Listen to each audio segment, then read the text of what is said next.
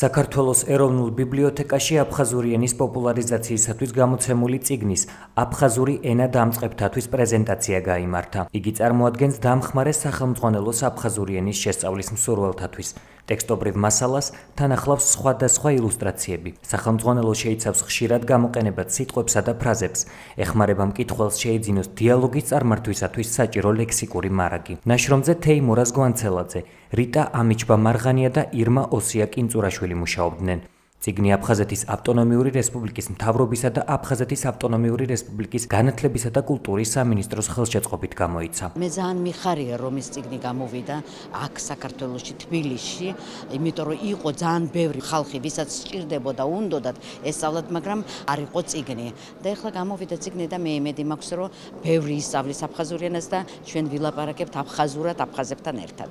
აფხაზეთის ხელისუფლება საკმაოდ აქტიურად მუშაობს რომ აფხაზური ენა, რომელიც გახლავთ მეორე სახელმწიფო ენა, იყოს ფართოდ გავრცელებული და დღეს ჩვენ 6 სკოლაში გვაქვს აფხაზური ენის სწავლება საკმაოდ კარგ დონეზე. მეთოდური ლიტერატურის არარსებობის ფონზე ჩვენმა განათლების და კულტურის სამინისტრომ გადაწყვიტა შეექმნა სახელმძღვანელო და მინდა გითხრათ რომ მან უკვე საკმაოდ დიდი პოპულარობა მოიპოვა.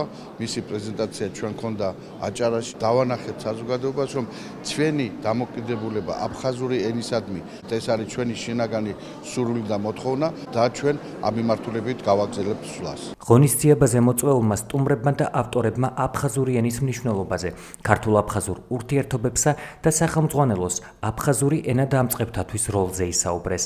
წიგნის გამოცემას რასაკვირველია აქვს ძალიან დიდი მნიშვნელობა და დატვირთვა. თავად გამოცემა საკმაოდ მაღალი ხარისხის არის და ვიმედოვნებთ რომ სწორედ ამ რესურსის, სასწავლო რესურსის დახმარებით ჩვენ შევძლებთ გარკვეულწილად მივაღწიოთ იმ მიზანს, რასაც ქვია აფხაზური ენის შესწავლა, მისი შესწავლის ხარისხის გაუმჯობესება, გავრცელება და პოპულარიზაცია. ჩვენთვის ეს არის როგორც კონსტიტუციური, ასე ვთქვათ, ვალდებულება, ასევე მორალური ვალდებულება, არ მოვაკლოთ მზრუნველობა ამ ენის შენარჩუნებას და თაობებისათვის გადაცემას.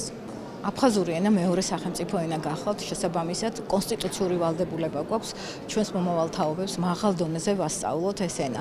ამავდროულად არსებული კონტექსტიდან გამომდინარე, როდესაც ჩვენი ქვეყნის 20% არის ოკუპირებული, ყველა ახალი რესურსი, რომელიც ხელშეუწყობს აფხაზური ენის სწავლებას და მის განვითარებას და პლუს შენარჩუნებას, არის სასიცოცხლოდ მნიშვნელოვანი და სახელმწიფოებრივი საქმე. დიდი მნიშვნელობა აქვს, რომ სახელმწიფომ გადაწყვიტა იზრუნოს აფხაზური ენის შენარჩუნება პოპულარიზაციასა და განვითარებაზე.